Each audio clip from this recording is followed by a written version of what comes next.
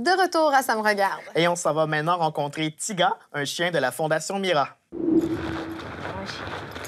Mon nom est Éliane Rioux, responsable du service de garde de l'école La Martinière à Lévis.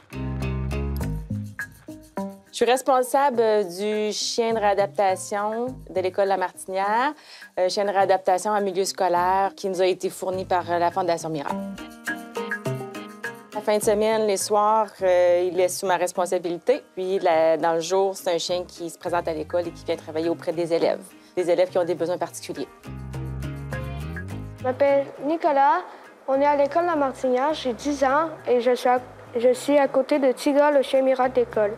Il m'aide dans mes travaux quand il est là. Je vais souvent dans le bureau de Liliane pour me le flatter. Quand je flatte, il est souvent les quatre pattes en l'air.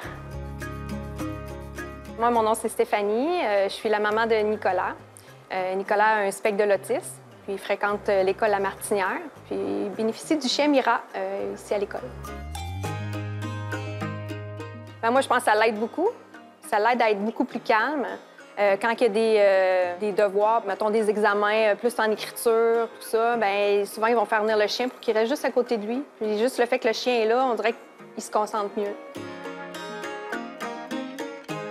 Mon bureau, c'est le quartier général pour le chien, donc c'est aménagé avec son coussin, où les jeunes vont venir le rejoindre. Il y a aussi une chaise pouf où les enfants peuvent s'asseoir puis prendre le temps de flatter ou faire la lecture. C'est plus ou moins 6 élèves avec qui le chien travaille. Il y a des besoins qui sont vraiment ciblés à chacun. Les autres élèves, eux, ont la chance d'avoir un chien à l'école, mais ils ne peuvent pas y toucher pour garder ça vraiment pour sa clientèle.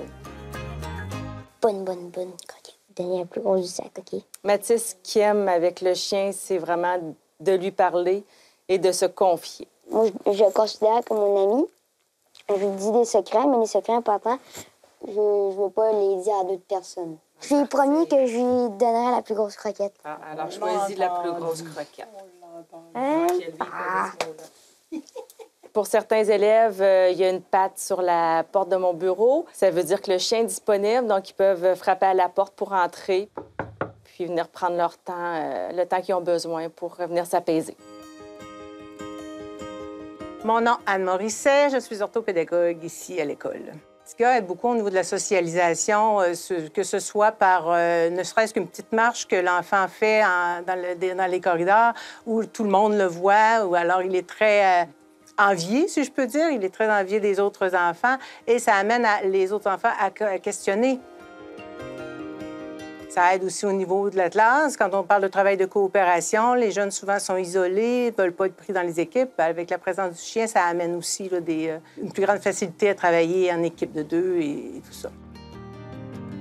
Souvent, on parle beaucoup des enfants avec les difficultés, qui bénéficient du chien, mais un enfant qui est dans une classe, que le chien accompagne, mais le chien a aussi un impact dans l'ensemble des enfants. Les enfants sont souvent très respectueux du chien. On n'a pas le droit de parler fort, on n'a pas le droit d'être tannant, on n'a pas le droit Alors, ça crée vraiment un climat, une atmosphère qui est intéressante au niveau de l'apprentissage scolaire dans les classes. Ça crée une accalmie, en fait. Moi, c'est Marianne, puis je suis calme. Quand je suis avec Tiga, ça va mieux. Tiga, il m'aide pour les examens.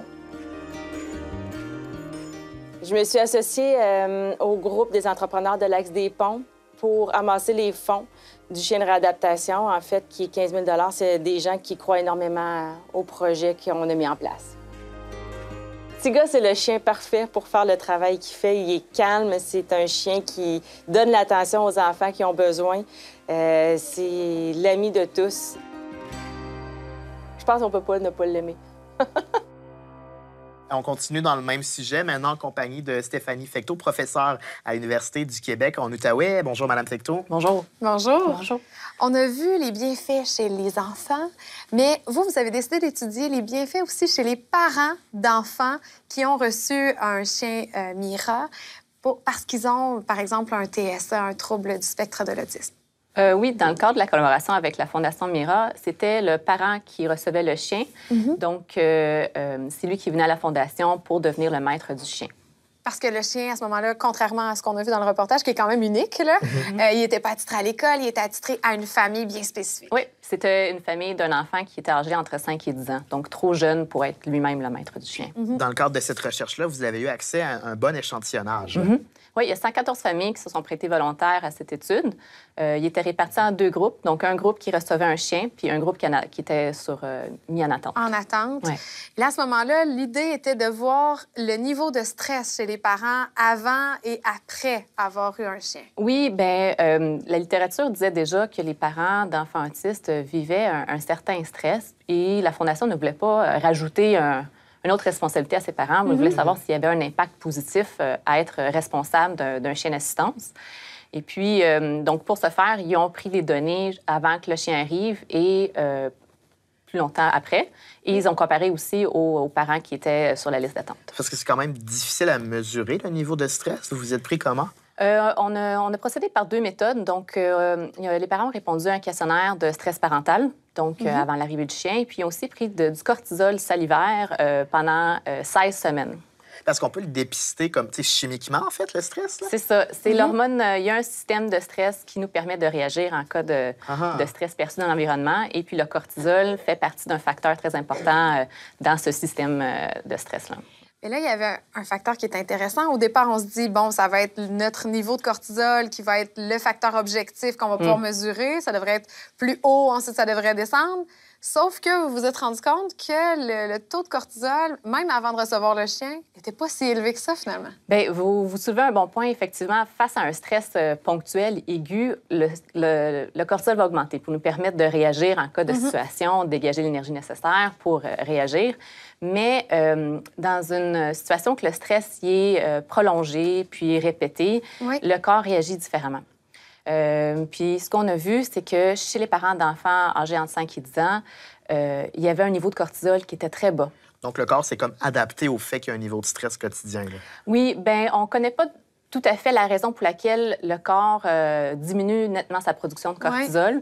Ça a été associé avec la fatigue chronique. Donc, sans nécessairement dire que ses parents présentaient la fatigue chronique, parce que c'est pas ça qu'on a pu déceler, mais ils ont des niveaux de cortisol nettement inférieurs que les adultes en santé. Ce qui était vraiment impressionnant, alors que le stress était bien présent, ce que vous avez pu mesurer par le questionnaire. Oui, effectivement, la majorité des parents percevaient un niveau de stress élevé. Puis ce qui est intéressant aussi, c'est qu'on est en mesure de comparer nos données avec d'autres études qui, eux, ont venu à ces conclusions-là, alors avec des parents, des enfants maintenant adultes. Ces auteurs-là ont conclu qu'il y avait déjà un stress chronique une fois que l'enfant était adulte, puis qu'il y avait une hyposécrétion, donc une sous-activation du cortisol. Et nous, on dit, bien, c'est bien avant que l'enfant soit adulte. C'est à l'âge de 5 ans là, que le parent vit déjà ce stress chronique. Et à la lumière de vos résultats qui ont été analysés, on peut porter à la conclusion que le chien, en effet, diminue pas seulement le stress chez l'enfant et également chez les parents. Comment vous en êtes arrivé, en fait, à ces conclusions-là? Au niveau de la perception de stress, il y a eu une nette diminution. Non seulement les parents qui ont reçu un chien, ils percevaient moins de stress en lien avec leur tâche parentale, mais ceux qui n'ont pas reçu de chien, eux, ils en ont perçu plus. Donc, le simple fait d'avoir rien comme service, ça l'augmente le stress potentiellement. Et au niveau du cortisol, ce qu'on a vu sur les 16 semaines, c'est que les parents qui avaient le plus de cortisol avant, il y avait une diminution vers la fin. Quand même. Et c'est surtout le cortisol du matin.